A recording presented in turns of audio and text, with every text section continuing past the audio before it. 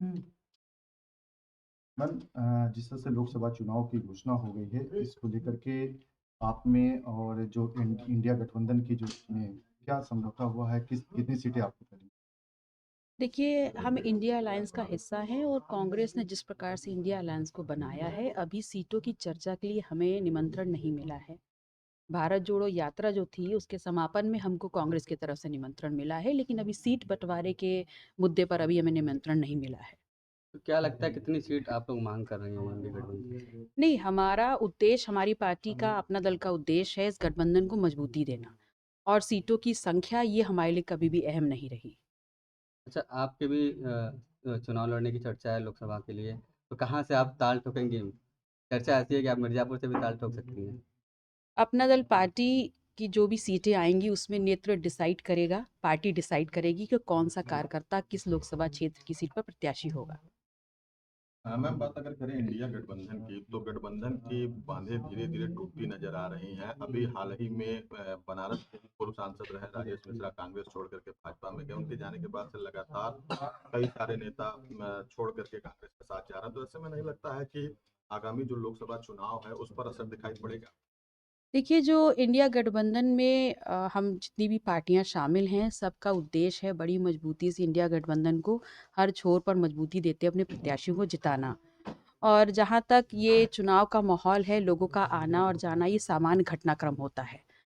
हम जितने भी लोग मौजूद हैं, संख्या कम हो या ज़्यादा हो, हम सभी का उद्देश्य है अपने गठबंधन को मजबूती देना और अधिक से अधिक अपने प्रत्याशियों को जिता करके उच्च सदन में पहुंचाना। होली होली से पहले 4% डीए बढ़ा देना और किसानों के सरचार्ज माफ कर देना, इस तरीके के जो भी स्कीम भाजपा लेकर के आ रही है, क्या लगता है कि इससे प्रभाव पड़ेगा? किसान जो नाराज थे भाजपा से, वो भाजपा की तरफ रुख करेंगे?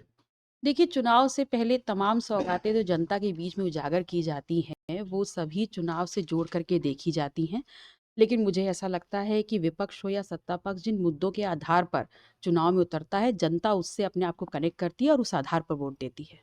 लोकसभा चुनाव में कितनी सीटें जो है इंडिया गठबंधन आए, क्योंकि एनडीए जो है 80 का दावा कर रहा है, आपको क्या लगता है? मुझे कोई भी अचरज नहीं होगा, I will not be surprise अगर एनडीए गठबंधन 80 में से 82 सीटें जीतने की ताल ठोके।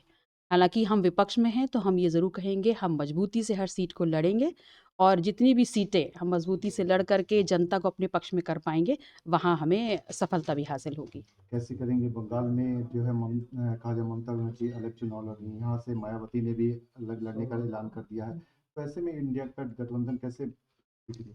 देखिए, हम उत्तर प्रदेश की बात कर लें, इंडिया अलायंस यहाँ पर बहुत मजबूत है। यहाँ पर जिस प्रकार से हम लोग के बीच में बातें चल रही, चर्चाएं चल रही हैं, कॉमन मिनिमम प्रोग्राम हम तैयार कर रहे हैं, निसंदेह उत्तर प्रदेश में हम बहुत बेहतर स्थिति में रहेंगे। अभी सीटों की भी घोषणा नहीं हो पाई है, प्रत्याशी भी तय नहीं की है। नहीं, सीटों का बंटवारा हो गया है काफ़ी हद तक कांग्रेस और समाजवादी पार्टी के बीच में। जब हमको बुलाया जाएगा, हमारी भी निर्धारित की जाएंगी, उसके अनुसार प्रत्याशी भी डिक्लेयर आपकी होंगे। क्या अनुमान है, कितने डिमांड रहेगी?